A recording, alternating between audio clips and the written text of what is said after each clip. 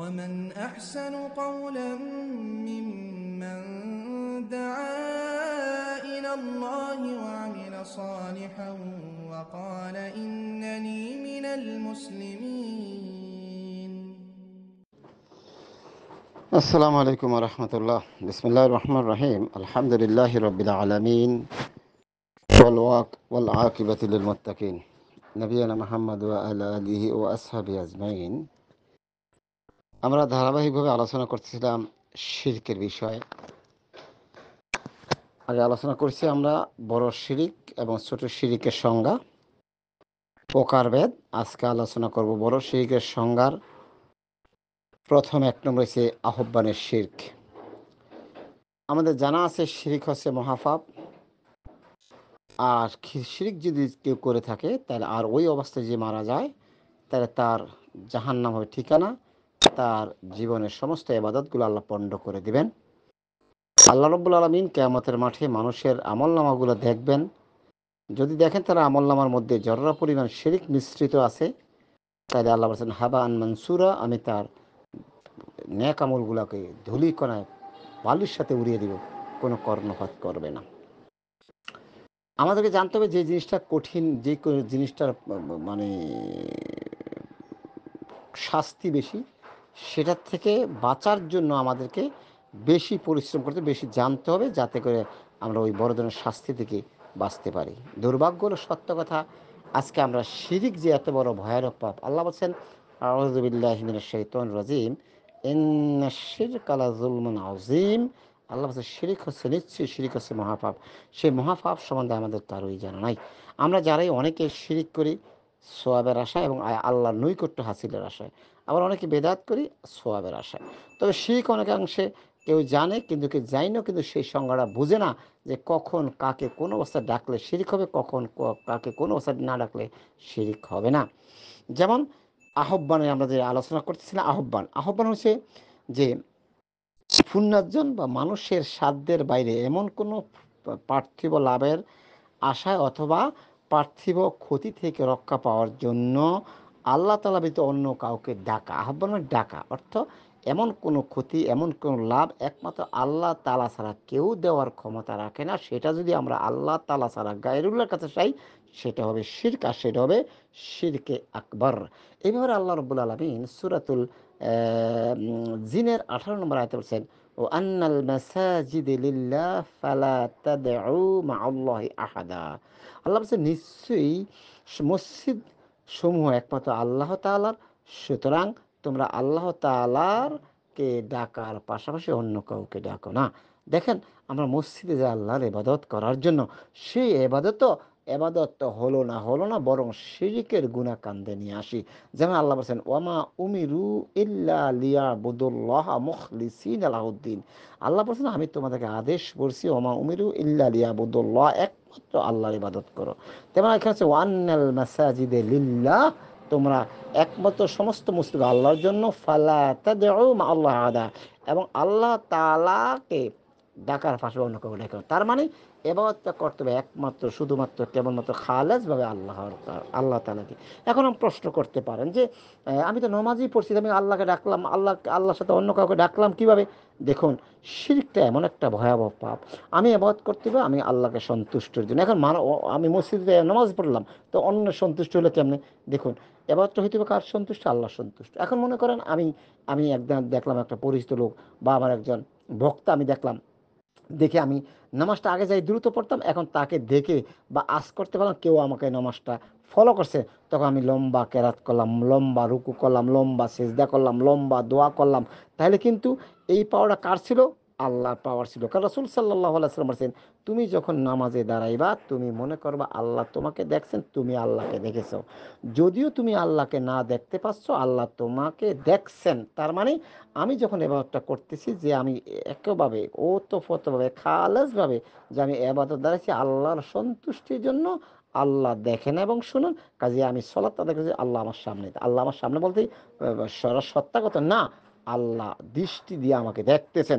আমার ইবাদতটা খোলস হতে হবে আল্লাহর জন্য। কিন্তু যখনই আমি আমার কোনো শুভাকাঙ্ক্ষী দেখলাম বা আমার পরিচিত কাউকে দেখলাম বা অনুভব করলাম কেউ আমাকে নামাজটা দেখতেছে, তখন আমি রুকু সেজদা তাসবিহ তাহলিল খুব লম্বা করলাম, তাহলে প্রকৃতপক্ষে আমি কার জন্য ইবাদতটা করলাম?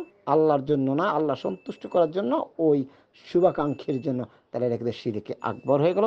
তাহলে নামাজটা আমি আল্লাহর জন্য পড়ার উদ্দেশ্যে আসছি বটে, কিন্তু এসে আমি কি করলাম? অন্যের সন্তুষ্টি, অন্যের আনুগত্য, অন্যের ভালোবাসা কামনা করে নামাজটাকে পরিপাটি সুন্দর করছি।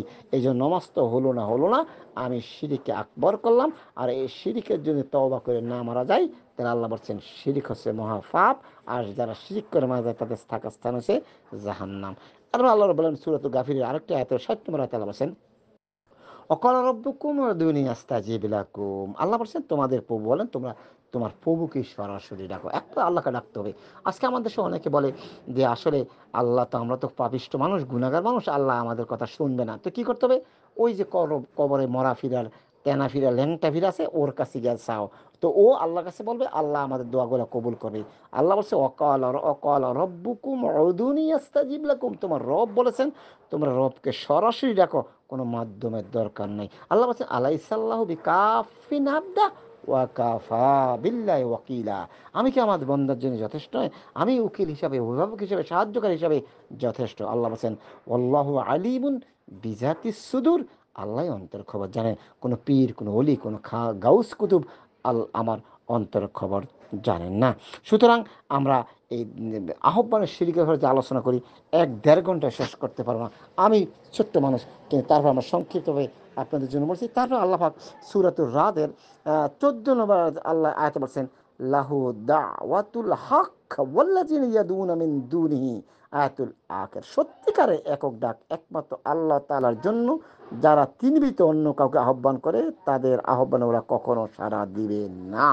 এরপর যদিও তারা সাড়া দেয়, কিন্তু তাদের কোনো উপকার করতে পারবেন না, এবং তারা সারা দিবেন। অন্য বলছে যদি তারা শুনে, অথবা আল্লাহ যদি শোনার ব্যবস্থা করে দেয়, তো তারা উপকার করতে পারবে। তার মানে আমাদেরকে আল্লাহ বলছেন লাহু দাওয়াতুল হক, সত্যিকার এক ডাক আল্লাহর জন্য।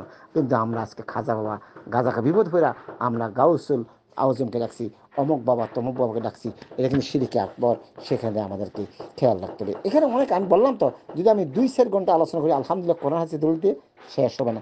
সংক্ষিপ্ত বলে আহ্বানের শিরিক থেকে এর একটা শিরক। আর ওই আহ্বানের যে একমাত্র, যেটা আল্লাহ দেওয়ার, একমাত্র আল্লাহ ছাড়া কেউ দিতে পারবে না, আল্লাহ ছাড়া কেউ করতে পারবে না, সেটা যদি কোনো লোকের কাছে চাই, তাহলে কিন্তু সেটা শিরক আকবর হবে। আর ওই অবস্থায় যদি মারা যায়, তাহলে কিন্তু আমার জাহান্নামে থাকতে হবে। যেমন আমরা বলছি 3টি বা 4টি কয়েকটা মাধ্যম যদি পাওয়া যায়, তাহলে কারো কাছে চাইলে ওরা শিরিক হবে না। যেমন যার কাছে আমি যেটা চাবেন সেটা দেওয়ার ক্ষমতা থাকতে হবে, ওই লোক জীবিত হইতেব এবং উপস্থিত হইতেব। এখন আমি যে মৃত লোকের ব্যক্তির কাছে চাইছি, আমি হচ্ছে কি অসহায়, আমি বিপদে পড়ছি, বা মনে করো আমার একটা বিরাট বিপদ হয়ে গেল গিয়া। এখন যদি আমি আমার মরা ফিরের কাছে গিয়ে বলি হে খাজা বাবা আমাকে সাহায্য করেন, সে তো জর্রা পরিমাণ উপকার করতে পারে। আল্লাহ বলছে তোমরা যাদেরকে ডাকছো, যেমন সূরা রদের 14 নম্বর আয়াতে, তোমরা যাদেরকে ডাকছো তারা তোমার ডাকে সাড়া দিতে পারো, তারা তোমাদের কোনো উপকারই করতে পারো না। তাহলে আমরা তাদেরকে ডাকা মানি আল্লাহর সময়, এটা একমাত্র আল্লাহর জন্য প্রযোজ্য। কারণ আল্লাহ বলছেন লাইসা কামিসলি শাইউন ওয়া হুয়াস সামিউল বাসির। আল্লাহর সমকক্ষ, আল্লাহর সাদৃশ্য কেউ নেই, আল্লাহ দেখেন এবং শুনেন। তো এটা একমাত্র আল্লাহর জন্য প্রযোজ্য। কিন্তু আমি যখন মৃত পীরের কাছে, আরে পীর তো অনেক দূরের কথা, যদি এখন মোহাম্মদ সাল্লাল্লাহু আলাইহি ওয়াসাল্লামের কবর পাশে বলি ইয়া রাসূলুল্লাহ আমি বিপদগ্রস্ত, আমাকে সাহায্য করেন, শিরিক আকবর হবে, এতে কোনো সন্দেহ নেই। যদিও কবর পূজারীরা এই কথাকে বিশ্বাস করতে চায় না, না করে করে দেখার বিষয় না। যদি মোহাম্মদ সাল্লাহ সাল্লামের কবরের কাছে বলি ইয়া মোহাম্মদ সাল্লাহ আমি বিপদগ্রস্ত, আমাকে বিপদ থেকে উদ্ধার করেন, হে মোহাম্মদ সাল্লাহ আমি এই কাজটার জন্য দরখাস্ত করেছি, এই কাজটাকে সাকসেস করে দেন, তাহলে এটা করার দায়িত্ব মোহাম্মদ সাল্লাহ সাল্লাম নাই, আর এই করার ক্ষমতা মোহাম্মদ সাল্লাহ সাল্লাম নাই, তাহলে কিন্তু আমি শিরিকে আকবর করলাম। সেটা কিন্তু আমাদেরকে সাবধান থাকতে হবে। ইমাম তিরমিজি রাহিমাহুল্লাহ তার সুনানে তিরমিজিতে 2516 নম্বর হাদিসে একটা হাদিস আছে ইজা সাআলতা ফাসআলিল্লাহ ওয়া ইজা ইসতাআনতা ফাসতাইন বিল্লাহ। ইমাম তিরমিজি রাহিমাহুল্লাহ বলেছেন যে যখন কিছু চাইবা একমাত্র আল্লাহ তাআলাকে চাইবা, এবং কোনো সাহায্য সহযোগিতার প্রয়োজন হলে একমাত্র তা আল্লাহ তাআলার নিকটে কামনা করবা। কাজে এই দেখেন কোরআন আয়াতের সাথে কত সুন্দর মিল। এরপর একটা হাদিস ইমাম বুখারী সহ, ইমাম মুসলিম সহ, আবু দাউদ, তিরমিজিতে সমস্ত গ্রন্থে আছে। ইমাম বুখারী 1145 নম্বর হাদিস, ইউনজিলু ইনজিলু তাবারাক ওয়া তাআলা কুল্লু লাইলিন ইলা সামাইদ দুনিয়া। এই হাদিসটা আপনারা জানেন যে আল্লাহ রাব্বুল আলামিন প্রত্যেক রাত্রে শেষ তৃতীয়াংশে দুনিয়ার আকাশে নেমে এসে আল্লাহ মানুষকে ডাকে কে আছে বিবেকগ্রস্ত আমার কাছে চাও। তাহলে এই হাদিস দ্বারা আল্লাহ সকলকে ডাকে, এমন বলে না ও পীর সাহেবেরা তোমার মুরিদানের কি অভিযোগ আছে আমার কাছে পেশ করো না, উজুবিল্লাহ। আল্লাহ সকলকে বলছে, হাত তো মানুষকে বলছে, জিন ইনসান হিন্দু বৌদ্ধ খ্রিস্ট সকলকে বলছে, মানুষকে বলছে। মানে তওবা করছে। একটা হিন্দু বিধর্মী সে কুফুরি করছে, কুফুরি সাইরা দিয়া তাওহীদ গ্রহণ করে আল্লাহকে যদি ডাকে তার সমস্ত গুনাহ আল্লাহ মাফ করে দিবে। তাহলে আল্লাহ এখানে মুসলমানের কথা বলে না, সমস্ত মানুষকে বলছে। এবং বলছে যে প্রতি রাত্রে আল্লাহ খাস করে ফিসাবদেরকে বলেন যে ফিসাবেরা তোমরা তোমাদের মুরিদের জন্য চাও, আমি শুনবো। আল্লাহ বলছে সকলের কথা বলছে, উন্মুক্ত বলছে। সুতরাং একমাত্র আহ্বান করতে হবে আল্লাহকে, যেটা আল্লাহর জন্য প্রযোজ্য, যেটা আল্লাহ ছাড়া কেউ করার কোনো ক্ষমতা নাই। সেক্ষেত্রে একমাত্র আল্লাহকে সাহায্য করতে হবে, আল্লাহর কাছে সাহায্য চাইতে হবে। এছাড়া আল্লাহ ছাড়া অন্য কারো কাছে যদি সাহায্য করি, ডাকি, আহ্বান করি, সেটা শিরক হবে। আর শিরকের গুনাহ হচ্ছে আল্লাহ বলছেন নিশ্চয়ই তার জন্য জান্নাত হারাম, জাহান্নাম তার জন্য প্রযোজ্য। আল্লাহ পাক আমাদেরকে এই শিরক এবং বেদাত থেকে হেফাজত করুক, তাওহীদ এবং সুন্নাত বুঝে আমল করার তৌফিক দান করুক। আমিন। সুবহানাকাল্লাহুম্মা ওয়া বিহামদিকা আশহাদু আল্লা ইলাহা ইল্লা আনতা আস্তাগফিরুকা।